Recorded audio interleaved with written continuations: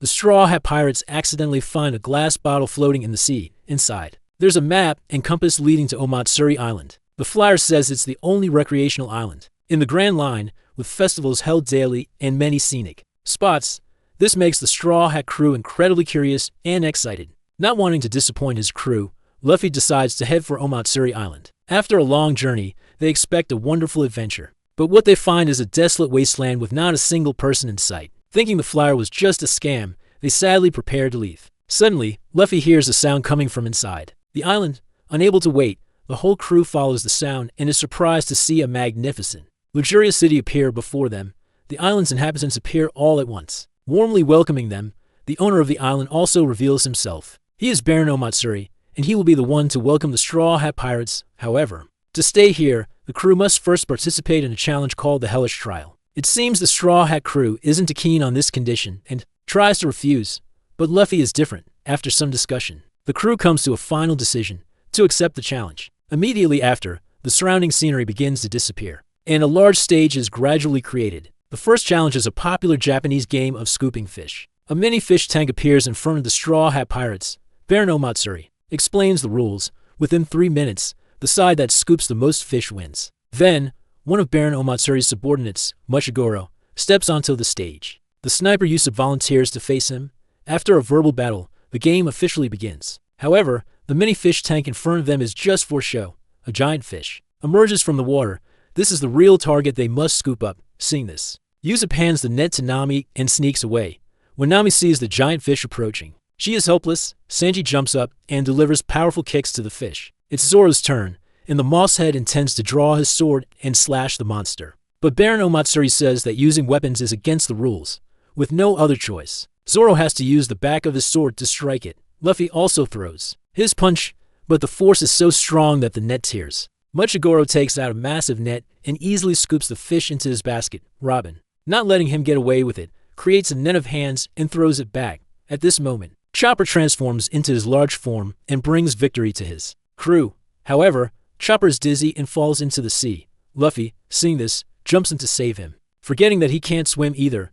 In the end, Sanji is the one to pull these two burdens ashore. Winning this game makes the Straw Hat crew extremely excited, while Baron Omatsuri's side is furious, unwilling to accept defeat. He issues another challenge to them. Nami disagrees and pulls the crew away. However, they can't find an exit. Baron Omatsuri is already waiting there to challenge them again. The second game is ring toss. Each team chooses 4 members and controls to jet skis. The team that throws more rings onto their opponents wins. The Straw Hats for opponents reveal themselves shortly after. They look incredibly old and frail, provoked by their opponents. Nami decides to join this game with Usopp, Zoro, and Sanji.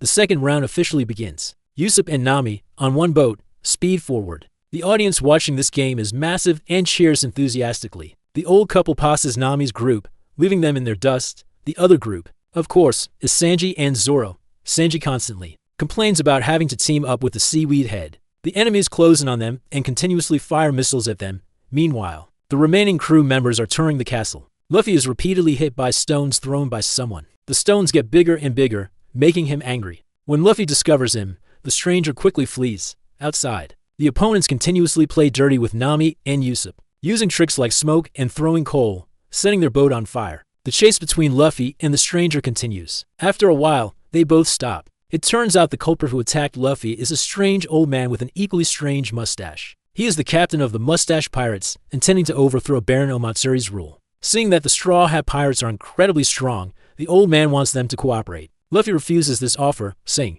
"Why should I join you?" Brief warns him to be careful of Baron Omatsuri because he will discourage his team. Chairman Chopper is exploring the sites alone. He is stunned to see countless tombstones built here. Suddenly, another strange man approaches and attacks Chopper. It turns out he thought Chopper was one of Baron Omatsuri's men and intended to attack to show off to his children. Under sincere pleading, Chopper agrees to pretend to be the loser. The boat race continues to be very exciting. The pair of Sanji and Zoro constantly disagree on how to throw the rings. At their opponents, the enemies attack them relentlessly. As for Nami and Usopp, their boat is engulfed in flames. Usopp finds a rescue box. When he opens it, it immediately creates a parachute wing, making him float in the air. Usopp manages to control it and is very excited inside the castle. Robin is questioning Machigoro about a certain flower on the island. Zoro and Sanji can't stand each other anymore and start fighting. the old couple keeps attacking and disturbing their fight. After being blown away many times, they are finally defeated by the two Straw Hat members. Nami also loses and is hung up somewhere. Suddenly, another old man appears to confront Zoro and Sanji. The older the ginger, the spicier it is. He manages to knock out Sanji with a ring. Zoro is almost defeated as well. Fortunately, Usopp arrives in time to save him. So, in the second game, the victory still belongs to the Straw Hat Pirates. However, Nami is furious because Usopp left her alone and throws some painful punches. Meanwhile, Usopp and the old man are learning about Baron Omatsuri. Just as he discovers something, an arrow appears and attacks them. The attacker is none other than Baron Omatsuri himself.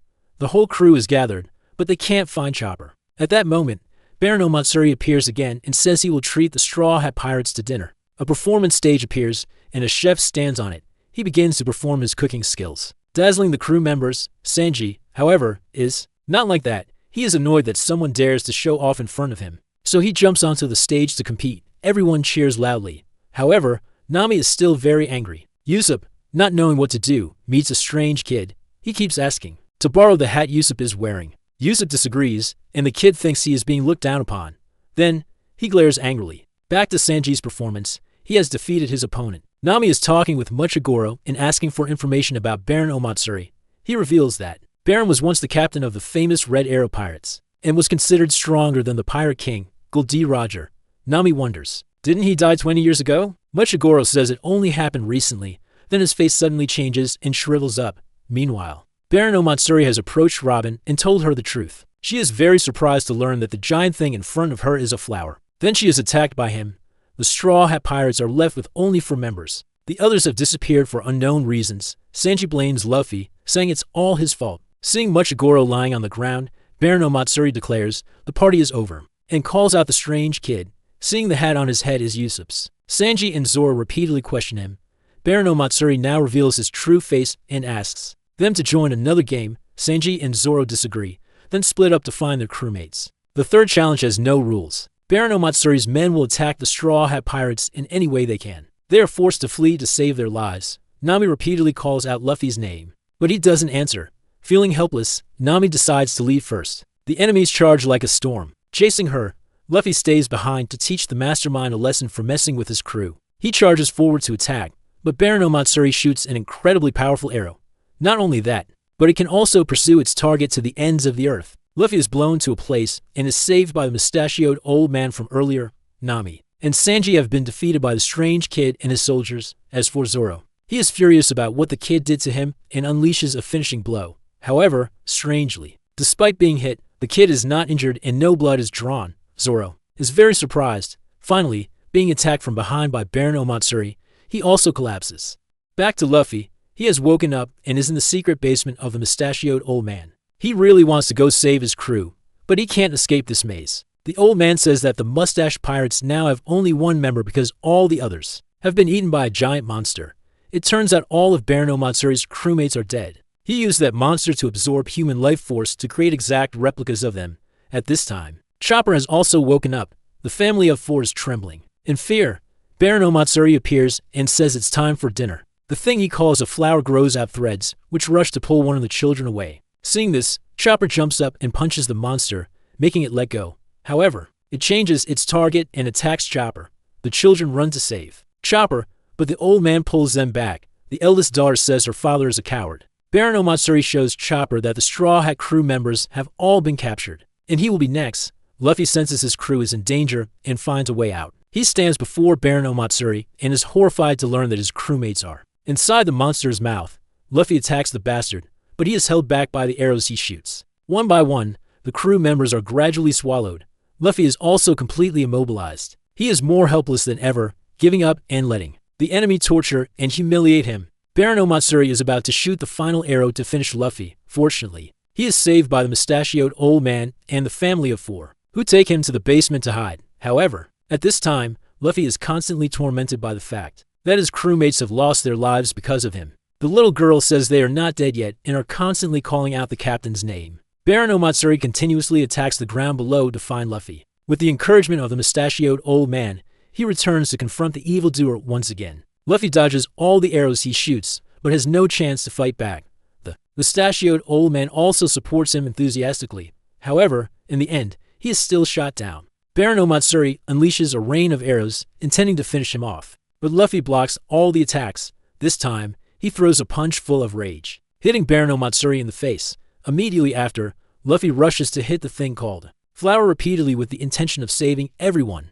After much effort, he succeeds. But it turns into arrows, which greatly surprises him. At this time, the flower on Baron Omatsuri's body begins to transform into a monster. He controls all the arrows and points them at Luffy. A forest of arrows is formed. Unable to avoid it, Luffy becomes a hedgehog. The little girl still encourages Luffy. Don't give up because your crewmates are constantly calling your name. Luffy walks towards Baron Omatsuri like a living corpse. It turns out the little girl has extremely sensitive hearing and knows that her father is not strong at all. But no matter what kind of person her father is, he is still a wonderful person. The old man is very moved when he hears these words. That encourages the fierce fighting spirit of a father. He rushes forward, holding a bow and arrow, aiming at the monster, casting aside all fear. Finally, he succeeds in hitting it. Suddenly, all the inhabitants of the island turn into plants. All the arrows also disappear. Baron Omatsuri both mourns for his crewmates and is angry at the actions of the people standing before him, not letting him do anything worse. Luffy throws his strongest punch, blowing everything away. After a while, Luffy wakes up to the joy of everyone. His crewmates have also returned, so he flashes a triumphant smile. Just like many times before,